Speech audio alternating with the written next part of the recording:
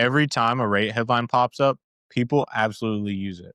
Rates are up, rates are down, the Fed sneezed, and everything's ruined. Well, half of these headlines get clicks, but they don't give clarity. And if you're a veteran, a homeowner, or a small business owner, the noise hits your brain like a bad gust of wind on the tee box. You freeze and you second guess everything. But here's the real Caddy read. Most headlines don't matter. What does matter is knowing how to read the course conditions. So today, I'm going to break down how rate news actually works, why the headlines feel dramatic, and how to make decisions with confidence in 2026 without panicking every time your phone buzzes.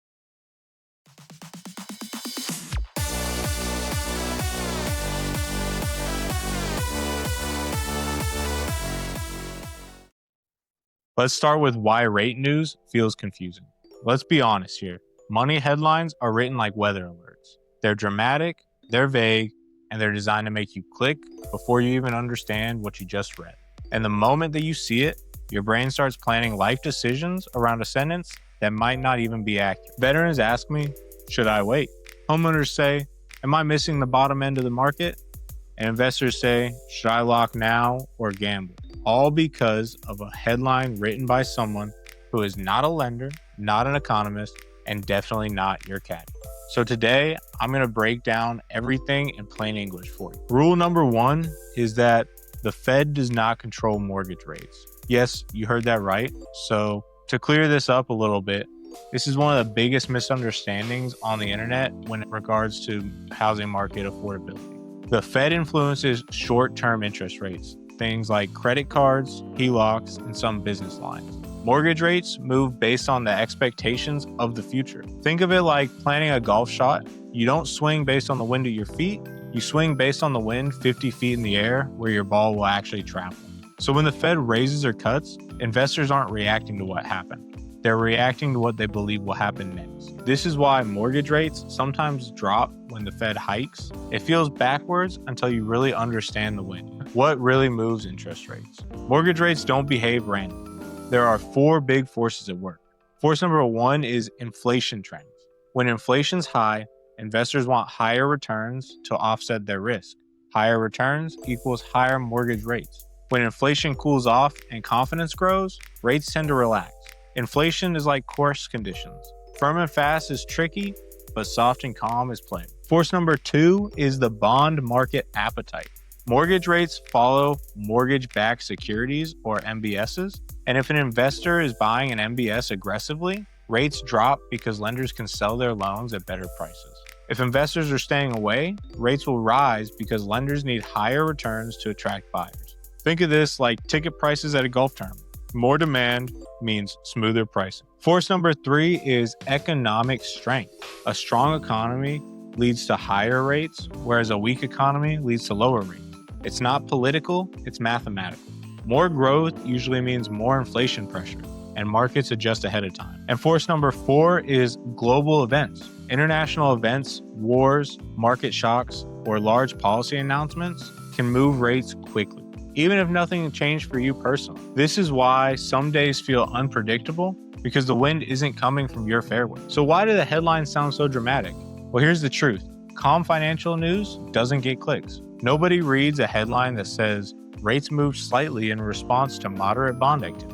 Instead, people read and click on headlines that say things like rates surge, markets shocked, or Fed sends signal. Meanwhile, the rate moved maybe 0.03%.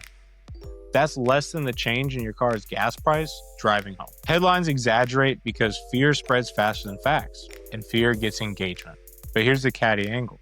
You can't choose a smart loan if you're swinging scared. So here's the Caddy read, how to make decisions in any market. I teach everybody from veterans to small business owners to traditional homeowners the same simple framework. It involves 4 checks and no panic. Check number 1 is you want to check your rate, but not the headline rate. Headlines talk averages. You're getting your rate based on your loan profile, your loan type, your structure, and your timeline. Comparing yourself to the internet is like comparing your swing to Rory. Just don't do it. Check number 2 is your payment, which is the real decision maker. Payment should equal your comfort zone. This is the number that you budget with, not the headline rate. While most people are chasing the lower rate, the payment may not even fit their lifestyle. So payment clarity will always outweigh rate obsession. Number 3 is you want to check your financial lot or your course condition. Your credit, your income, your reserves, your job stability, your debt, and your time. These shape your loan the same way your lie shapes your shop. A downhill lie requires a different club. So does a thin credit score or tight cash flows. And lastly, number 4 is you want to check your strategy. Why are you buying? Are you buying for long term? Are you buying for the short term? Are you a veteran using multi-unit? Are you a small business owner needing flexibility? Are you an investor just planning for cash flows? Your strategy determines your club, not the win. Now let's walk through a real life example. A veteran messages me, rates might drop next month. Should I wait? Here's the Caddy read. Today, your payment comfort is good, your debt profile is stable, your timeline's flexible, and you found a property that fits all your needs. But you're hesitating because CNN posted a dramatic headline. Come on, you can't control the wind, but you can control your preparation and your shot selection. Buying when your payment works is always stronger than waiting for a perfect number that 30 million other buyers are also waiting. Perfect rates create competition, and competition erases savings. The big misconception is, I'll wait for perfect rates. Well, here's what actually happens when rates do drop. More buyers flood the market, inventory tightens up, sellers stop offering credits, competition drives up prices, and your end payment may be higher even with the lower rate. So when you say, I'm waiting for the perfect rate, you might actually be waiting for the most expensive version of the market. Perfect should never be the goal. A comfortable payment is the goal because perfect doesn't exist, but comfort does. All right, let's wrap it up. Rate headlines are designed to create emotion. Your loan strategy is designed to create clarity. Read the wind, check your payment, know your conditions, and play your strategy. That's how you make smart moves in 2026 without panicking every time a news alert hits your phone. If you want the Caddy read on your setup, your payment, your plan, and or your timing, drop your city, your scenario, and whether you're buying, refinancing, investing, or using VA benefits. I'll walk you through it because every loan needs a Caddy.